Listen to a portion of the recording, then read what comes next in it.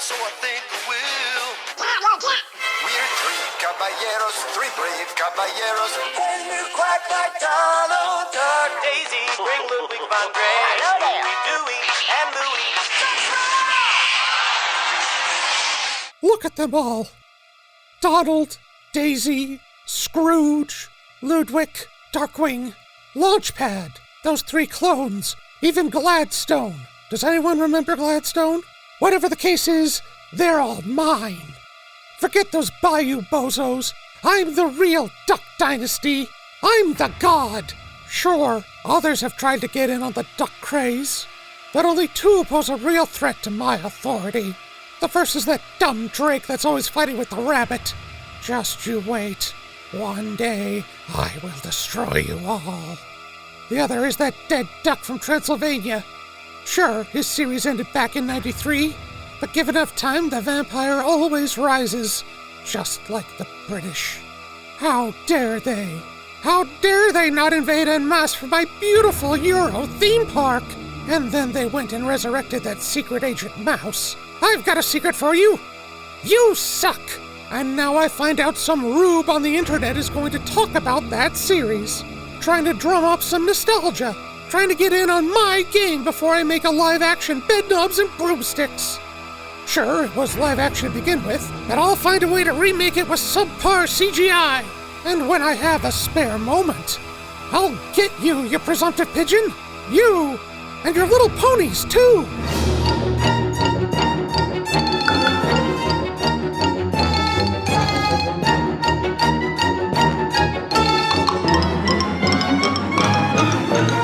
If you're like me, then you have my condolences.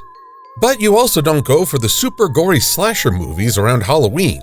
A comedic take on the supernatural is more my style, partly because my childhood featured the wild and wacky one called Duckula. Hey, Count Duckula. What is the history of this vegetarian vampire? And I'm not just talking about the expository opening. He won't bite beast man, 'cause he's a vegetarian. To understand this undead's unveiling, we must look back to my childhood.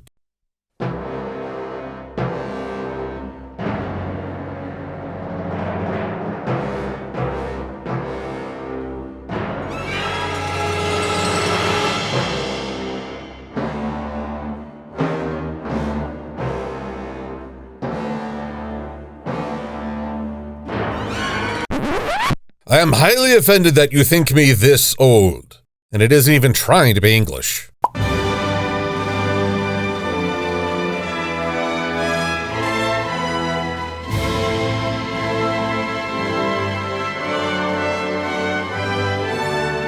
Not quite what I was thinking. I had in mind the year 1981, and the creative minds of Mark Hall and Brian Cosgrove of Cosgrove Hall Films. Although originally intending a serious adventure show, they eventually heeded the idea of music composer Mike Harding to go a silly route. So they brought in Brian Truman as a lead writer and the vocal talents of David Johnson and Terry Scott to create Danger Mouse. Oh, sorry, Danger Mouse.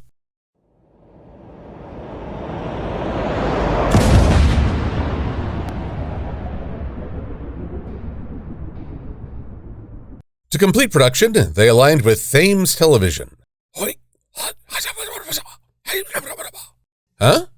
It's pronounced Thames? But there's clearly a th at the beginning. It's a holdover through the centuries from Celtic to Old English to modern day? How vexing. Anyway, one of Danger Mouse's earliest adventures featured our secret agent Satire presented with the peril of his panic-prone partner, Penfold. To rescue his pint-sized pal, he would have to channel his inner Hercules and complete several labors, as outlined by the villainous Greenback. 4 hairs from a yeti, a twig from a witch's broom, a piece of the dreaded fog monster of old London town, and 2 feathers from a vampire duck. That last part requires that he confront Count Duckula, who, at the time, struck me as a Daffy Duck ripoff. Yes, the Count the Duckula. Dude wanted to get on television for anything. As a magic trick, he would produce a hat from a rabbit. I wish that was just a typo. Come, saw me in half, my friend. Is that what you wanted? Not entirely. DM would eventually claim the feathers and save the day, Steady on, Penfold. We are British. Oh, sorry, Chief. but Duckula would return to hold him as a captive audience to his unique form of entertainment.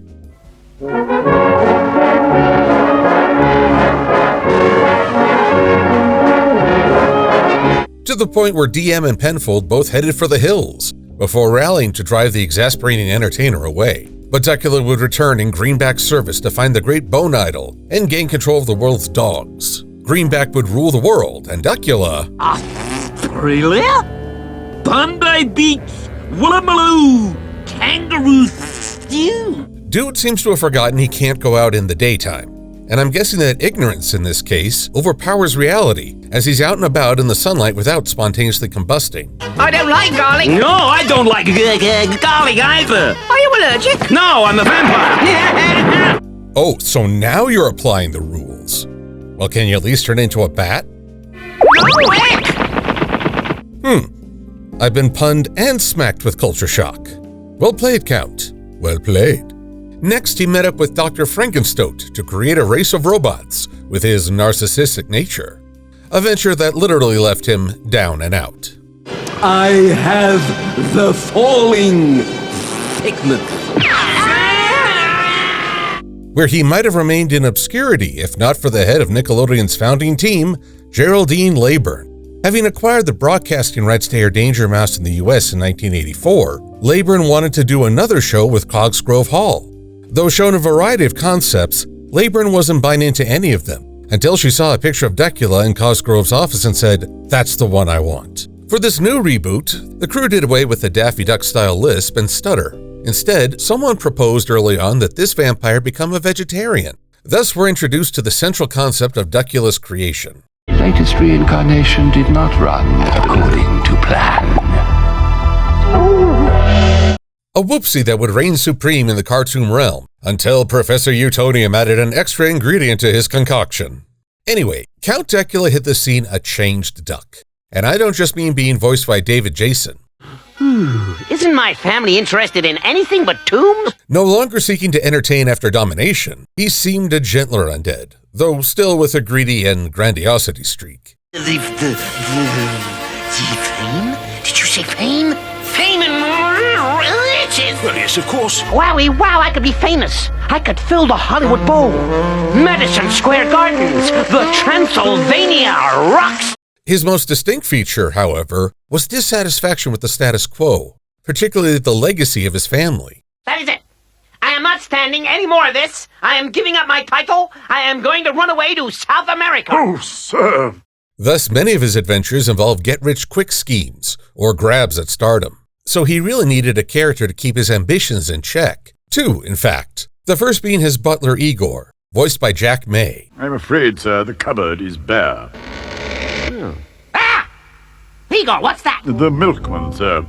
He's waiting to be paid. Igor is a devout and possibly immortal servant to the family, and just wants Duckula to live up to his ancestors' reputation. Think of him as Alfred's dry wit meeting Jordan Peele. Oh, sir, in your father's day, there was always a stain on the carpet. That one was a red-haired dairymaid. This a window cleaner with a wooden leg. Yes, thank you, Igor. So Duckula's in a rough spot of having a scheming butler trying to get him to taste just a little blood and see if he likes it, while being so spoiled that he completely relies on said butler for everything. Suddenly, I think this might be a commentary on the royal family. And Igor must serve his master faithfully, even while scheming to force him back into line. I am not going to go around biting necks and sucking blood just to keep you and the neighbors happy. You don't have to do everything at once. There are also threats from without, as Duckula is often the target of an incompetent hunter named Dr. Von Goosewig, voiced by Jimmy Herbert. Count Duckula is back from the dead. Oh, a vampire hunter's work is never done. He too comes from a highly specific lineage, but unlike Duckula, he's trying to live up to it, and failing just as badly. You stay where you are, you villain! Oh, I'm willing. See? Condemned from his own beak. And to round out the cast is the square-shaped nanny, voiced by the interestingly named Brian Truman. Last time you killed 3 chambermaids and a footman. Oh, they was only part-time, sir.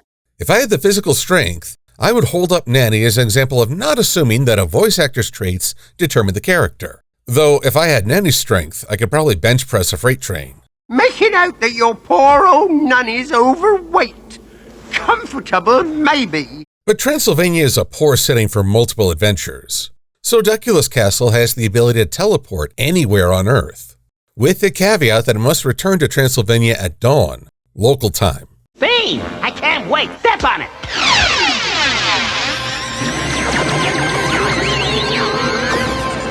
This came out just 2 years after the first Castlevania game, so I think it beats the franchise to the punch on mobile castles. Though I'm not sure when the franchise did establish that Castlevania was mobile.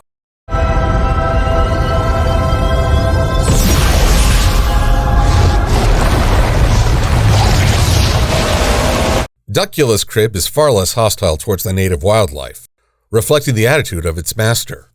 The centerpiece of this mechanism is an old clock that serves as home to Dmitri and Slivadoslav, respectively voiced by Truman and Hibbert. They do a terrible comedy routine filled with weird setups and punny punchlines that make everyone moan, and therefore, I love them. What are they calling a pyramid with windows in it? A tomb with a view. He crossed a four-leaf clover with a black cat, a rabbit's foot, and a horseshoe. So, what did he get? He got a green U-shaped bunny that could see in the dark. Why do you have to do as you're told on a two-masted schooner? Because if you must, you must. That's funny. So you have a mobile castle with a cast filled with humor and internal conflict, combined with a world of equally absurd characters who seek to take advantage of Duckula, even when he seeks opportunities for fame and fortune. Based just on that, I think this series was a real winner. Yet there's always something deeper under the surface. Such was the mindset of one Kate Buckley of the University of Mississippi. For her honors thesis, she combed through various depictions of vampires from folktales to modern books and movies. She did all that research so I could mooch off her intellect. Miss Buckley? My gratitude. She classified 3 eras of depictions for vampires. The first era is that of the monstrous other. This is the time when vampires were more considered revenants and possessed by demons. They would prowl towns at night and cause fear and damage. Symbolically, Buckley interprets this as expressed fears over the outside world and anything that does not conform to the local culture standards. Yet the emphasis is on the external threat. This is especially depicted by the vampire's warped appearance, which overemphasizes certain attributes like facial features or hands, so that no one could mistake something for a human.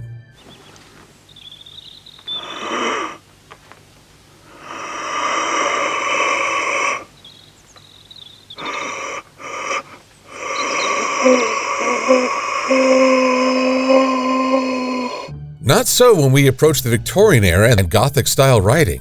Vampires like Dracula now wear the garbs of the upper class. They can be charming and approachable, and there is a rule that he cannot come into your home unless invited. Although Dracula is decidedly unhuman, his predatory nature could be seen as a reflection on the rising industrialization and greed. Welcome to my home. Enter freely of your own will and leave some of the happiness you bring. He has the fair complexion of a noble who's never done a day's labor, and the fact that he seems approachable as a trap can reflect modern business dealings and the predatory nature of institutions. The great irony is that all the Victorian protagonists who resist vampires fail to see their own dark reflection in Dracula, Lord Ruthven, and Camilla. Vices such as desire for power or an expressed sexual drive are no longer found in the other, they are inherent within the society. Thus, this era of more human-like vampires becomes the monstrous self. Our boy Duckula comes in during a period where things like sexual drive, identity, and gender divergence are more accepted.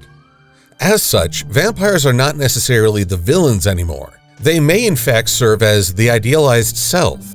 I'm talking stories like Blade, Vampire Hunter D, Castlevania, and yes, the vampires from Twilight. I grieve with you, but I won't let you commit genocide. I realize that's not a Twilight clip. Just because they're included in this era doesn't mean that I want to read their books or watch their films. The key element here is that while these characters feel the same cravings as other vampires, they do not indulge. Many of them seek to either abstain or find alternatives to feasting on humans. Butcher shops are throwing away more blood in a day than you can stand. Good blood. You lived in the world a little bit, you know that. Even more, they devote themselves to defending people from those who would prey upon them. You obviously do not know who you are f***ing with. And I think we as people who often feel conflicted and confused can connect with this struggle. In fact, even a full vampire might serve as a guide from a world in which we feel detached into a realm of greater acceptance. Integra, my master. The decision is yours.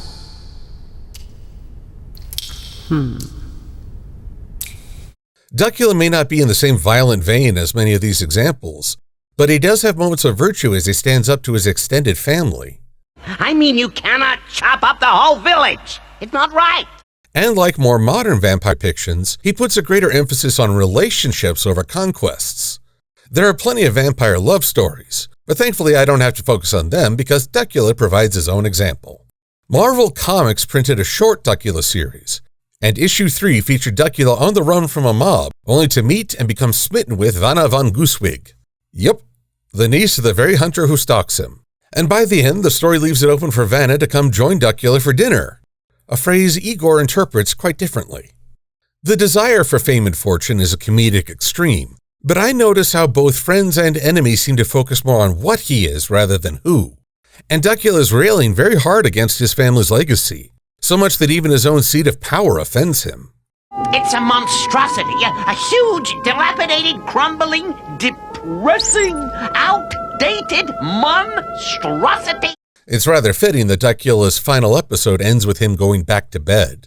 Wake me up when the spring is over. Good night, Igor. And indeed, he did wake up for an appearance in a 2015 reboot of Danger Mouse. Coming live from Haunted Horror Castle, here's Count Duckula! Although antagonist once again, he retains some elements of both personas, and thankfully outgrew the lisp. We interrupt this broadcast to tell you that thanks to Danger Mouse, Count Duckula TV is now worldwide! And in this time where reboots and reimaginings are all the rage, I don't see why Duckula couldn't enjoy a resurgence, even a brief one. I certainly had fun watching the older episodes and could see folks having a great deal of fun with the supernatural aspects.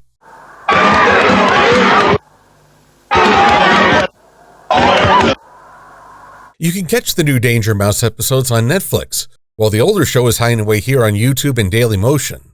Sadly, ordering a DVD isn't an option because the series never saw a full release this side of the pond.